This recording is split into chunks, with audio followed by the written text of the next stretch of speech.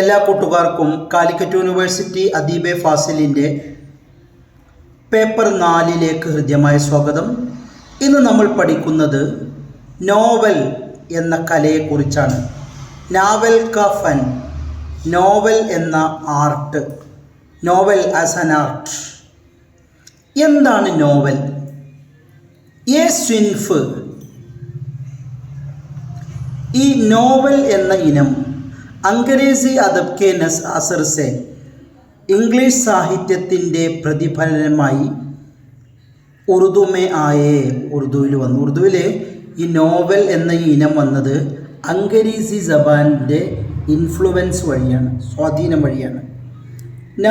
Novel എന്ന് പറഞ്ഞാൽ ജിന്ദഗി K, ജീവിതത്തിൻ്റെ, ഹഖായിഖ് കി, യാഥാർത്ഥ്യങ്ങളെ, തസ്വീർ കശി കർത്താ ഹെ, ചിത്രീകരിക്കുകയാണ് ചെയ്യുന്നത്. നമ്മളെ ജിന്ദഗിയെക്കുറിച്ചാണ് നോവൽ പരാമർശിക്കുക. നോവല് ജിന്ദഗി കാ, ജീവിതത്തിൻ്റെ, ആയിനാദാർ ഹെ, കണ്ണാടിയാണത്. ഇനി നാവൽ കാ താരീഫ്, നോവൽ എന്ന വാക്കിൻ്റെ, നാവൽ എന്നുള്ളതിൻ്റെ താരീഫാണ്, ഡെഫിനിഷനാണ് നമ്മൾ പഠിക്കേണ്ടത്. ലുഗവി മഅന, എറ്റിമോളജിക്കലി, ഭാഷയിൽ നോവൽ എന്ന വാക്കിൻ്റെ അർത്ഥം എന്താ? നാവൽ എന്ന വാക്ക് ഇത്വാലവി ജബാൻ കെ ലഫ്സ്, ഇറ്റാലിയൻ ഭാഷയിലെ വാക്കായ നാവീല സെ നിക്കലാഹെ, നാവീല എന്ന വാക്കുന്നുണ്ടായതാണ്. ഉസ്കെ ലുഗവി മഅന, അതിൽ ഭാഷൻ്റെ അർത്ഥം എന്താ? നയ, പുതിയ, അനൗഖ, അത്ഭുതപ്പെടുത്തുന്ന, ഓർ അജീബ് എന്നൊക്കെയാണ്. ഇനി നമ്മൾ ഇസ്തിലാഹി, ഇതിൻ്റെ സാങ്കേതിക അർത്ഥപ്രകാരം എന്താണ്? വോ കിസ്സ, ഒരു കഥ, യാ കഹാനി, കഥകൾ, ജിസ്കാ മൗസൂർ, അതിൻ്റെ വിഷയം, ഇൻസാനി ജിന്ദഗി ഹോ, മനുഷ്യൻ്റെ വിഷയമായ കഥ, ഓർ വാഖിയാത്ത് കോ, സംഭവങ്ങളെ, എക് ഖാസ് അന്ദാസ് മേം, ഒരു പ്രത്യേക രീതിയിൽ, ഓർ മഖ്സൂസ് തർത്തീബ് കെ സാത്ത്, ഒരു പ്രത്യേക ക്രമത്തോടു കൂടി, പേഷ് കിയാ ഗയാ ഹോ, സമർപ്പിച്ചിരിക്കുന്നു അല്ലെങ്കിൽ വിവരിച്ചിരിക്കുന്നു.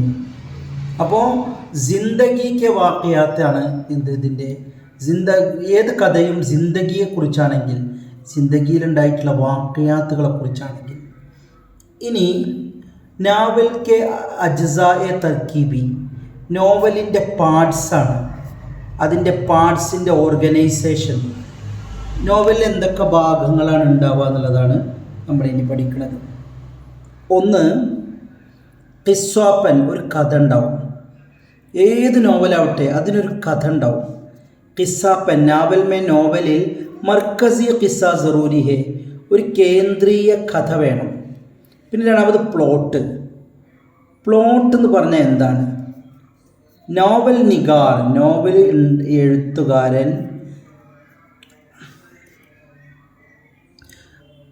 നോവൽ നിഗാർ കെ സിഹിൻ മേം, നോവൽ എഴുത്തുകാരൻ്റെ മനസ്സിൽ, ജോ വാഖിയാത്ത്, ഏതൊക്കെ സംഭവങ്ങളാണ്, തർത്തീബ് ഹോത്താ ഹെ, ക്രമത്തോടെ ഉണ്ടാവുന്നത്, അതാണ് പ്ലോട്ട്.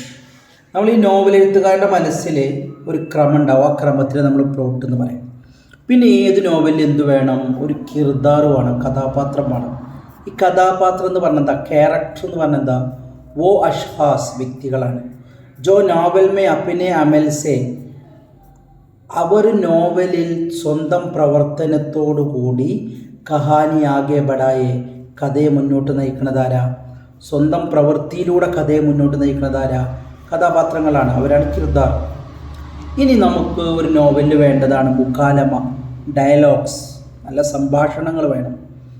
കിർദാറും കി ആബസ്മേൻ, കഥാപാത്രങ്ങൾ പരസ്പരം, ജോ ഗുഫ്തുഗു ഹോത്താ ഹെ, ഏത് തരം സംഭാഷണമാണോ ഉണ്ടാകുന്നത്, വഹ് മുക്കാലമ കഹ്ലാത്തി ഹെ, അതിനാണ് എന്ത് പറയുക?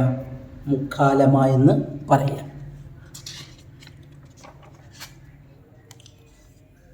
ഇനി അഞ്ചാമത്തെ ഭാഗം എന്ന് പറയുന്നത് നുക്ത എ നസർ, വ്യൂ പോയിൻ്റ് വേണം.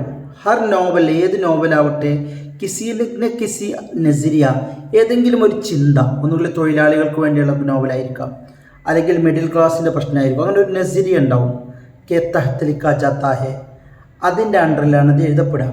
ഇനി നമ്മൾ പഠിക്കുന്നത് ഉറുദു നോവൽ കി ആഗാസ്, ഉറുദു നോവലിൻ്റെ തുടക്കം. ഉറുദു അദബ് മേം, ഉറുദു സാഹിത്യത്തിൽ നാവൽ നിഗാരി, നോവൽ എഴുത്ത്, ക ആഗാസ് അതിൻ്റെ തുടക്കം. ആദ്യമായിട്ട് ഉറുദുവിൽ നോവൽ എഴുതിയത് ആരറിയോ? ടിക്റ്റി നസീർ അഹമ്മദാണ്. അപ്പോൾ ഇതിൻ്റെ തുടക്കമാണ്.